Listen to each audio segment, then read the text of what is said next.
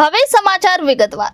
કતારગામ ઝોનના ભ્રષ્ટ અધિકારીઓને સસ્પેન્ડ કરવાની માંગ સાથે નરેન્દ્ર પાંડવ પાલિકા કમિશનર ઓફિસ પહોંચ્યા। કતારગામ ઝોનના ભ્રષ્ટ અધિકારીઓને સસ્પેન્ડ કરવા માટેની માંગ ઉઠી રહી છે। સુરત શહેરમાં ચૂંટાયેલ પદાધિકારીઓ મૂંઝવણમાં જોવા મળ્યા હતા।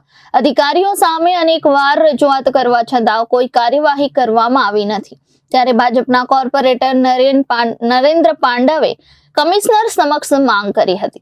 કતારગામ ઝોનના ભ્રષ્ટ અધિકારીઓને સસ્પેન્ડ કરવાની માંગ સાથે નરેન્દ્ર પાંડવ પાલિકા કમિશનર ઓફિસે પહોંચ્યા હતા।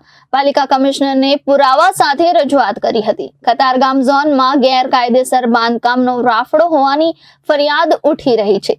ત્યારે અધિકારીઓ લાંચ લઈ બાંધકામ કરાવે છે તેવું ભાજપના કોર્પોરેટરે કહ્યું હતું। આ બાંધકામમાં અધિકારીઓ મલાઈ ખાય છે તેવો આરોપ મૂકવામાં આવ્યો છે।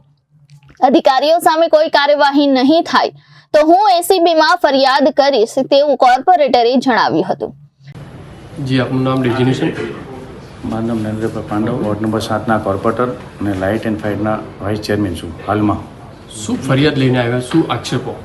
મને અરજદાર તરીકે અરજી આવેલી હતી। એમાં મારા કતારગામ ઝોનમાં 50 થી 70 બાંધકામ હતા, ગેરકાયદેસર બાંધકામ, અને એમાં રજૂઆત એવી હતી કે અત્યારે 50 થી 70 ગેરકાયદેસર બાંધકામ થઈ રહ્યા છે। જે બાંધકામ પૂર્ણ થઈ જાય પછી જૂની તારીખમાં આકારણી કરી અને એની ઇમ્પેક્ટ ફી સાથે સેટિંગ કરી અને લાખોનું ઉથલ પાટલ કરી એનું કાયદેસર કરી રહેશે એવું મને જાણવા મળેલ છે। જેથી મેં આજે કમિશનર સાહેબને રજૂઆત કરવા આવ્યો છું અને કમિશનર સાહેબ એની ઉપર પગલાં લેશે એવી મને વિશ્વાસ છે। કઈ રીતના આક્ષેપો, કઈ રીતના અધિકારીઓ સામે આક્ષેપ તમારા?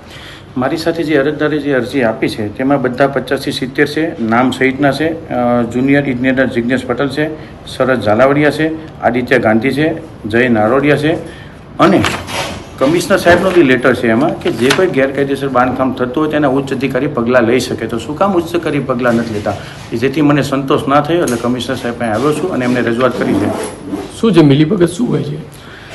મિલીભગતમાં તો કેવું છે કે 3-3 માળના પ્લાન પાસ હોય અને 6-6 માળ 7-7 માળના જો ગેરકાયદેસર બાંધકામ થતા હોય તો એ તો વ્યાજબી નથી ને। કમિશનર સાહેબને મેં એ પણ કીધું કે બેન એક કામ કરો, આપણે પ્લાન પાસ કરવાની કોઈ જરૂર નથી, જેને ગેરકાયદેસર કરવું છે બધાને કરવાનું નહીં।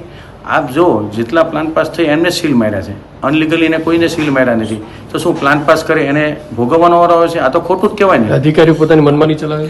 100% મનમાની કહેવાય।